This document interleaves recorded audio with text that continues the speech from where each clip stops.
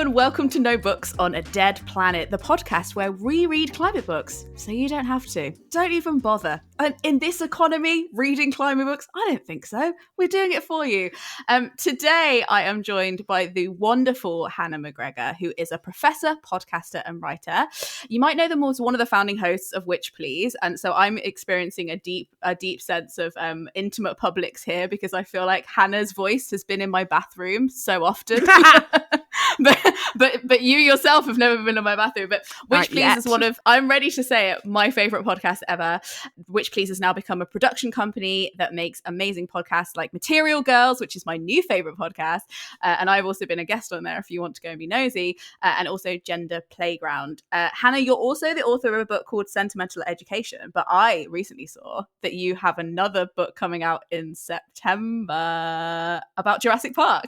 Yeah, I do. It's called Clever Girl, and it is a very short book, just a series of essays that give a queer feminist reading of Jurassic Park as a sort of iconic feminist film about monstrous women rising up and devouring the men who would control them. Dinosaurs and rage. Yeah. Sign me up. I was such a fraidy cat little kid that I've never seen Jurassic Park. So for you, I will have to watch it for context. Leena, I know. I was terrified. Really good. I'm afraid of everything. I trust. I've never thought it's. In fact, the reason I'm avoiding it is because it looks good and therefore looks convincing. And I'm like, dinosaurs could be possible. Yeah. But it's less scary if you remember that the dinosaurs are the heroes. Okay. So maybe I should read your book first and then Jurassic Park afterwards. Maybe actually, that's the bum. Yeah, let's do it that round for me. For the timid. Yeah. Read the book, watch the movie, read the book again. Homework set. I'm done. I'm nothing if not obedient. Is there anything I missed in the intro that you think listeners need to know about all the stuff that you do, Hannah, before we dive in? I mean, nothing that's pertinent to them. There's none of their business. There's other things I do. You know, if you're in Vancouver, you come take a course with me. Professor life. I love it. Yeah. So when I have guests on, I usually send a little list of suggested titles of things we could read. And I sent you over the suggestion of the book, Love After the End. Tell me a little bit about what made you pick that one, because certainly I sent it to you because it's written by Canadian people, and that was as far as the thought process honestly went. So tell me why you picked it, apart from my rampant generalizations. I was like, Canadian people like to read Canadian people. I know that. Canadian people do like to read Canadian people. I love reading Canadian books. This book is actually published by Arsenal Pulp Press, which is a really fabulous independent press located right here in East Vancouver, where I live. That is, in fact, employs one of my best friends. So, there's a little bit of economic incentive here. But Arsenal is such a cool press. It is the first press in Canada ever to be run by a queer person of color, Brian Lamb, who's a queer Asian Canadian man. It was publishing queer literature when queer books were still getting seized at the border. So a real groundbreaking press in terms of publishing queer authors, trans authors, Indigenous authors, BIPOC authors.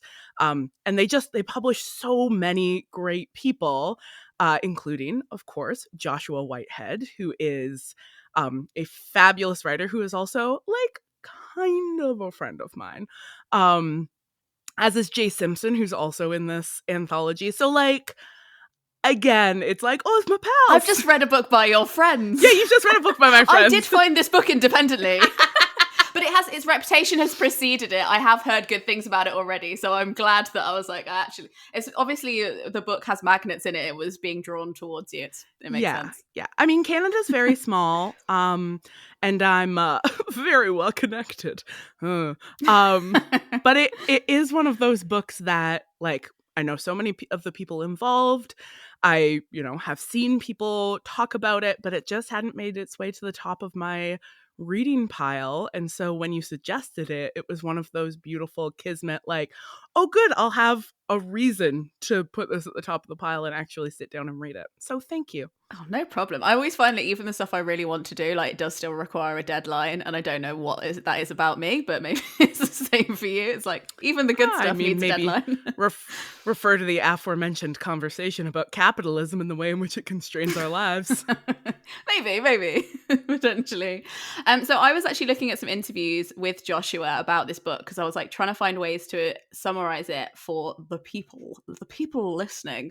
And I love this quote from them. They said, Indigenous authors are like prime examples of already having survived multiple genocides. We're kind of like the Mad Max experts of how to survive the apocalypse. We've been doing it since 1492, which I thought was a really interesting thing. And also in the introduction, they talk about how the original plan was to make it a dystopian collection of stories, and in the end, they decided to make it an anthology of utopias, which I thought was really, really interesting. So I'm assuming that you kind of had an impression of a little bit of what this book might be like before you read it. Was it what it turned out to be in your head? Like, did it surprise you? Or was it? You know what? It did surprise me a little bit because I am used to the kind of like sci-fi dystopian literature that literary presses publish being a little less overtly engaged with genre than this collection is. And I had forgotten that originally it was going to be published with Bedside Press, which then closed right in the middle of the process of the publication. And so Arsenal picked it up. But Bedside was like a very genre oriented press. So the stories are actually more like hard sci-fi-esque than I was expecting, in a way that I really enjoyed because I am a sci-fi fan and I really love the way that the authors are sort of playing within the recognized conventions of the genre, and we can talk about that more, but there's a lot of like really fun, interesting genre play. But I also had some sense that they were going to be playing with the idea of dystopia and utopia, because this is a thing that I've heard a lot of Indigenous writers talk about, is this idea that the sort of current moment of climate crisis and the dystopian imagination that settlers are using to work through this moment has a really different temporality than how Indigenous writers and thinkers are engaging with the idea of dystopia, because for Indigenous folks, they are multiple generations into the apocalypse. Like it happened hundreds of years ago. They are living in the ruins of what was, you know, a world that was destroyed by settler colonialism. And so there is a different relationship to futurity, a different relationship to notions of apocalypse, and I think a different relationship to ideas of hope that Definitely. I, as a reader, feel like I can learn a lot from. Something I noticed as a kind of thread, there was definitely for me, and I haven't read a huge amount of speculative fiction or sci-fi, I'll say that, but for me it was like a lot of like in the characters' minds, a framework of how community functions within a panic. And the fact that in a lot of the short stories, communities were already organizing, there was already a network of people, and especially to squeeze that into short stories was really artful. And I felt like some of the short stories I was reading, and I was like, this obviously must be an extract from a novel, and then I look it up and I'll be like, it's not. They've just created this whole framework and all this, like the different networks and the way things interact. I was just like, I think for me that was like really, really noticeable. They drop you into this world that's so richly structured around community and kinship right from the beginning. Totally. And I think also, like, you just made me think about something, because I always say, like, oh, you know, climate conversations can be awkward. We don't know how to have them. They feel sad. They feel like doom laden. But again, I think that's also probably the place that I grew up and where I'm from, is that like we haven't had to have these awkward, sad conversations before, whereas these like people have been having them just without us.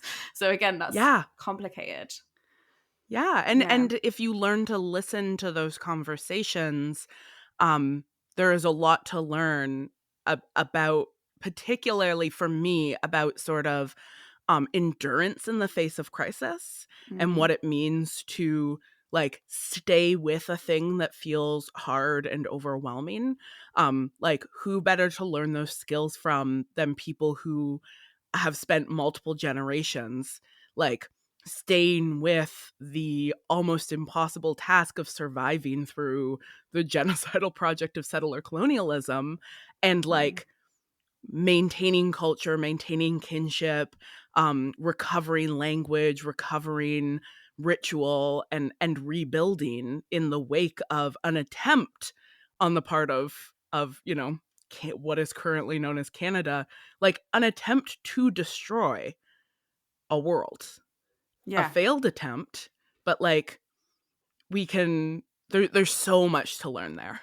Yeah, totally. I mean, it reminds me of one of the best stories I think in there is called "The History of the New World," and in that it's a couple and their child who have an opportunity, like an extra secret opportunity to leave Earth for somewhere potentially safer, and it's a one-way shuttle, and like once you're through the barrier, you can't get back, and there's a disagreement between the two parents, whereas one wants to stay and one wants to go, and one is Indigenous and one isn't, and the Indigenous one wants to stay because they're like, well, this is where I am. Like, if the planet dies, I die. Like, I am kind of part of the planet. I don't think leaving and recolonizing another planet is the answer. And the other one's like, peace out.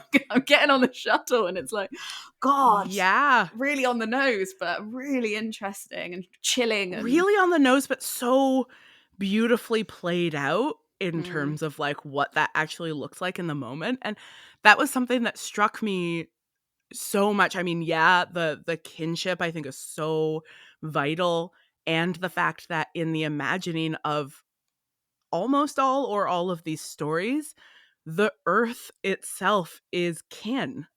And so you don't abandon the earth. The fantasy, the utopian fantasy, is not abandoning the earth and going finding somewhere that we haven't fucked up yet. Because that's not what you do to kin, even if it's sick, even if it's dying, even if you might also die. Like, you don't just abandon her. yeah, totally. It's and then the couple go and find an actual, like, one of the only stable communities in that short story is the Rainbow People's Camp, which is a group of Indigiqueer people who have already like set up a little thing that they're like, we're gonna try and survive. God. Question And mark. the moment when they arrive and then they hear their language spoken as they're calling to them through the barricade that they've set up is so like made me cry. Yeah, and he's like, am I doing it right? And you're like, oh god. It's a lot. And were there any stories for you that really stuck out? I mean, I have a list of things that I'm like, god, I don't even heard of these, like, some of these things before, but yeah. Yeah, I mean, that was also my favorite. But I Yeah. particularly liked the way that one sat alongside Jay Simpson's story, which I'm gonna double check the title of that one. That's the 'Cause I arc of the turtle's back, don't right? remember. I Yeah, think. that is the arc of the turtle's back. Good Yes. memory. Good job. Do I get points, Professor? A plus. Please. Um I just want to win. Sorry. yes, you're winning. No, you're doing it. You're doing it. Good job. Um because that one like is building around a similar premise of like we have truly destroyed the earth and we've got to go. But in that one, in the arc of the turtle's back, they do go. And so it's, the other side, like, what if there is no choice? Well, then what do you do? And one of the I think very evocative things that story is doing is sort of entangling questions about our relationship with Earth versus our potential relationship with other places that are mediated through science, with our protagonist, who is a trans woman who gets surgery so that she can have children, and that itself becomes a sort of way that she becomes aligned with the earth and the capacity for motherhood, and that the scientific intervention isn't automatically like violent or negative, but rather a sort of ability to move into like the possibility of birthing a future for her community that wasn't available to her before.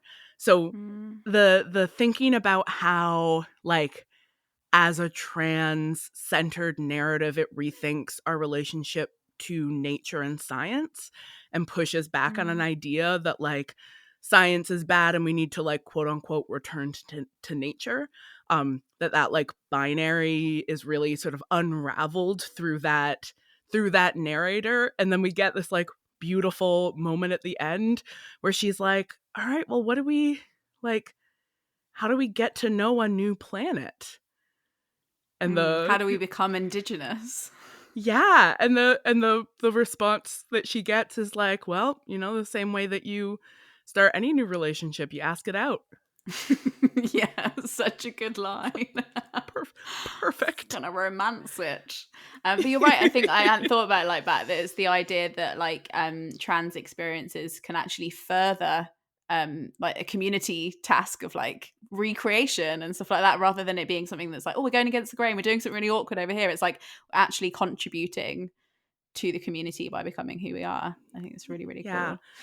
The other thing that I really enjoy about Indigenous sci-fi in general is the way as a genre it rejects a kind of ongoing placement of indigeneity in the past and instead insists like not only that Indigenous culture is like contemporary and engaged with technology, but also that Indigenous culture extends into the future.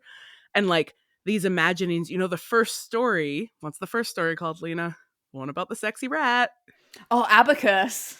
So Abacus. sexy. Yeah, what Steamy. a sexy rat. What I I want to love read that before he's bed. got anyway. That like we're on a space station in the future, hanging out in VR, and just this like artificial intelligence cyborg rat is Indigenous. Yeah, of course. And Why not? there's like, yeah, no, he just is. Like, don't, indigeneity still exists. Like, Anishinaabe characters exist in the future. Why wouldn't they? Yeah, totally. And I think I read that story very like just before bed, which is a very weird, like sexy rat AI story to read before bed. But I think I remember it being like the relationship, but the same sex relationship wasn't taboo. It was the relationship between a human and a cyborg that was the queerness of their relationship in that point in the future as well, which was really, really interesting. Yeah. Yeah. It wasn't even the rat thing that was Yeah, taboo. the rat thing was fine. Rodents, pass. Yeah. I think that also the idea that Joshua mentions in the introduction of like two spirit and indigiqueer people are the wildest kinds of biopunks was so interesting as well. Like your idea of this thing being like science is actually part of nature and part of like us evolving is so cool. I hadn't heard the word biopunk before. Is that a term that I should know? You know what? I also hadn't heard it before, but I love it. Oh, they're starting a new thing. It's so Yeah. interesting. And the other story that I really liked was The Seed Children, which is about a non-binary person who tries to save a group of bioengineered / cyborg children. I couldn't really tell if they were bioengineered or whatever they were. They didn't have technically original human flesh, and they were then therefore second-class citizens in this world. And she's like, they're like off there trying to save the children, but they're cyborg children. Yeah. Yeah. Oh, you know what other one I really loved was the one about Jennifer, the therapist, who is like working in a, you know, her story sort of set in the present day, and she's, you know, a functioning alcoholic. She's an Indigenous therapist who like works with Indigenous patients, often who are like on parole, and she's like pretty despairing. And there's a lot of like subtext about like, you know, the context in which she's working and how that relates to what currently exists in terms of like native run healing centers and like the very beginning of what we're seeing in North America of like some legal control or some sort of legal agency being returned to First Nations.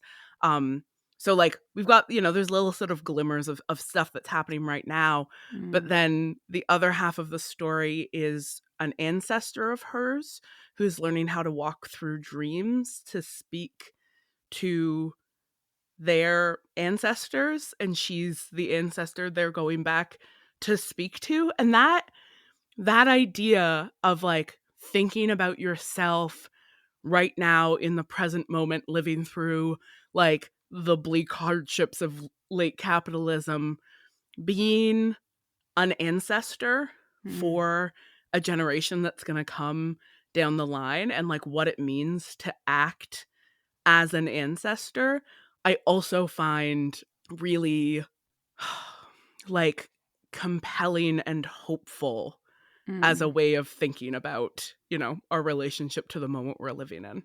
Yeah, definitely. And I think it also like complicates that conversation around, oh, should I have children because the planet's on fire? It's like, well, either way, I'm sorry, but the way blood works means you'll have ancestors anyway. So maybe just worry about them in general. Yeah, that like that's such a wildly fraught conversation, Mm. but the way that I experience kinship is that like the fact that I haven't biologically reproduced doesn't mean that I don't have children that I love, Yeah, who I totally. would like to have a future.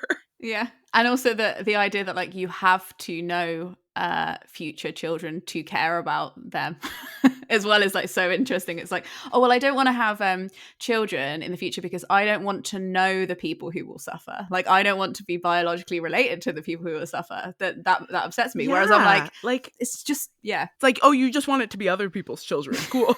Yeah, you're like Neat. brilliant. Good to know. Neat attitude. Yeah, it's wow. I mean, the human brain has an amazing capacity for weird thought processes. I don't think any of us are following a logical trajectory. So, forgiveness all around because I'm sure I have weird hop, skips, and jumps in my brain. But I think it's been Not something I've me. been thinking Beep boop. about I'm a a lot. robot. Yeah, yeah, you're like it's only logic here, logic and steel.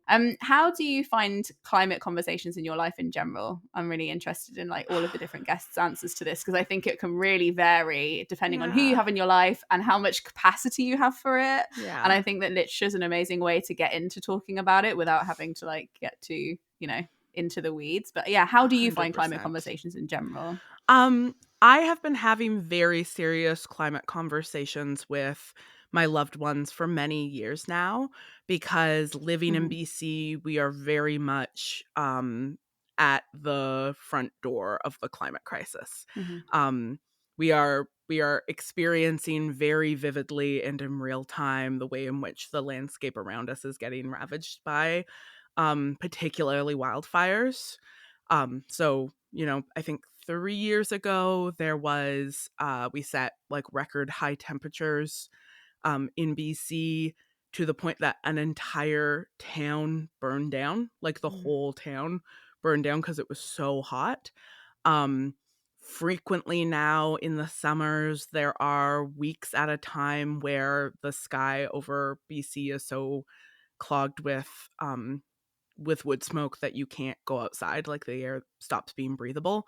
And that was happening like through the height of the pandemic. So you were having these like, okay, well, I can't spend time inside with people because it's not safe, but I also can't go outside because it's not safe.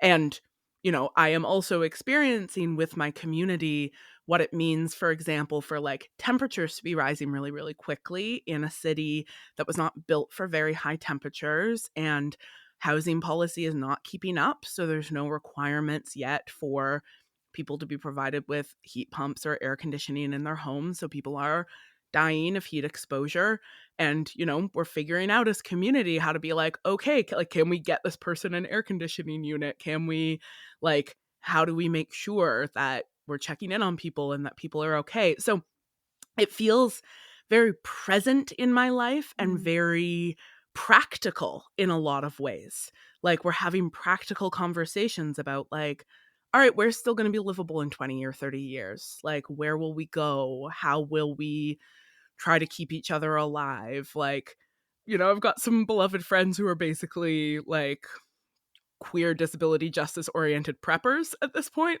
So like prepping but without the fantasy of total isolation.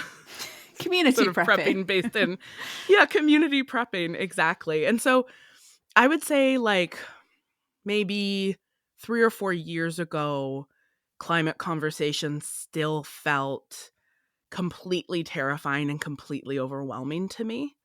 Like a kind of panicked, oh my God, what do we do? And I think I have moved through that stage for now.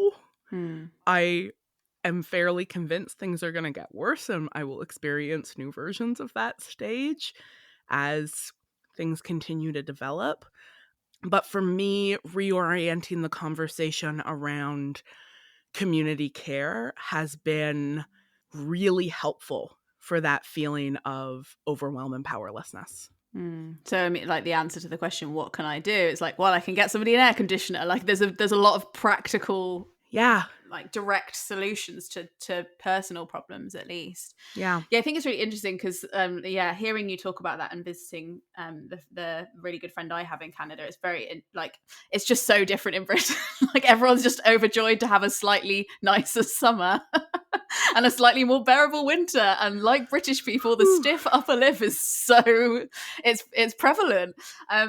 So I think it's really interesting having conversations with people across the pond, because I think it is really hard to get people into that. And I think, again, like, when I'm thinking about books to recommend people, I didn't go into this book being like, oh, this is a good starter pack climate book. But actually, I think from a facts perspective, when people can't hear facts, it's actually nice to hear realistic stories. I mean, they're realistic in the fact that I don't know if people are going to be having hot and steamy moments with AI rats in the future, but realistic in that it's not all happy and everything was fine and nobody died kind of climate utopia conversations, but more like there will be a future, and here are some options of how things could go.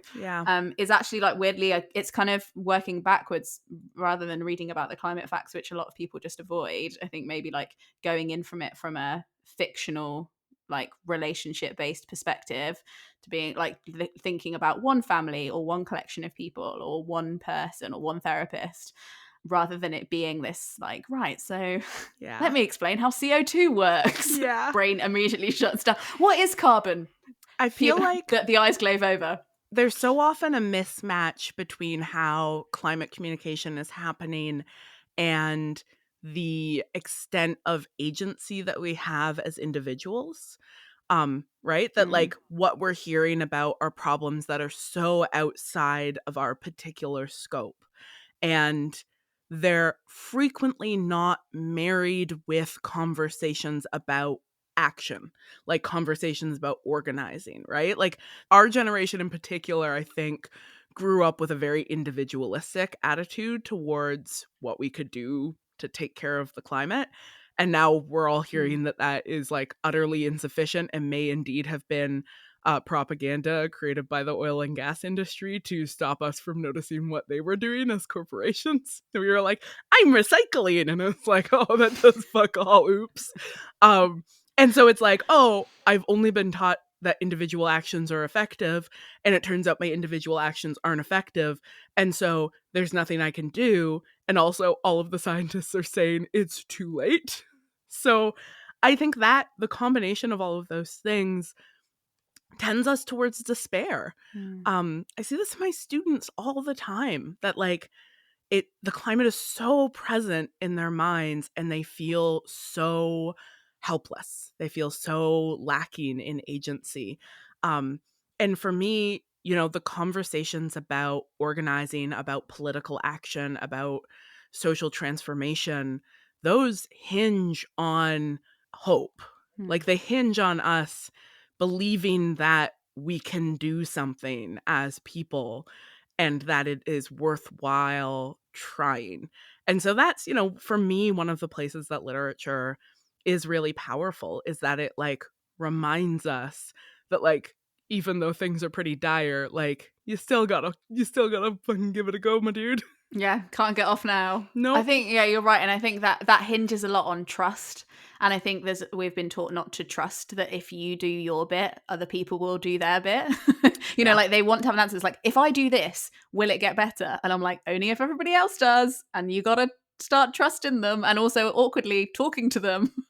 Because if you don't join up your actions, nothing happens. So there's a lot of conversations to be had, I think. And I think it's also, yeah, it's very hard to fit that in between everybody else's thoughts about their own life and what's going on for them, and the cost of living crisis. And it kind of like cruelly really adds up, and it makes complete sense in the conversation, and also feels like a distraction for people. So I think it's getting in through fiction is a really good way forward. Yeah.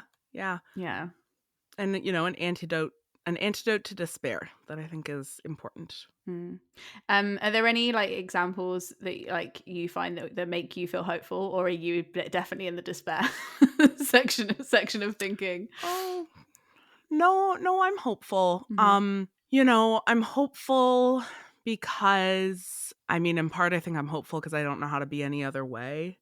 I'm hopeful because I'm a historian in part, and history is equally full of unbelievable human suffering and repair, and is a kind of constant cycle of destruction and repair, and that there's no reason to believe bad things won't happen in the future because they've always happened in the past. And also, people hold each other up.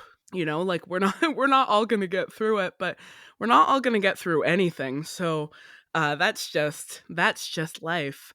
But for me, watching the, even the sort of small actions that people are taking having an effect, like, this bird species was endangered and a bunch of people worked really hard to restore its, traditional nesting grounds, and now it's coming back.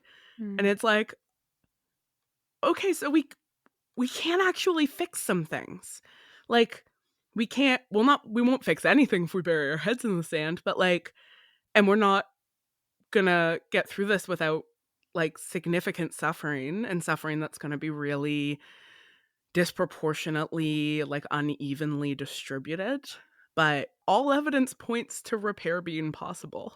Yeah, definitely. And I think it can be so general to be like, oh yeah, these parts won't be fixed and these parts will. But I think, yeah, you're right. I think this kind of idea that the past was better and it's going to get worse, there's so much to learn from reading about history and being like, actually, I think the past was kind of awful. And this is actually, even though everything is happening, I'm like, this is the best time to be born. Like 1990, what a sweet spot.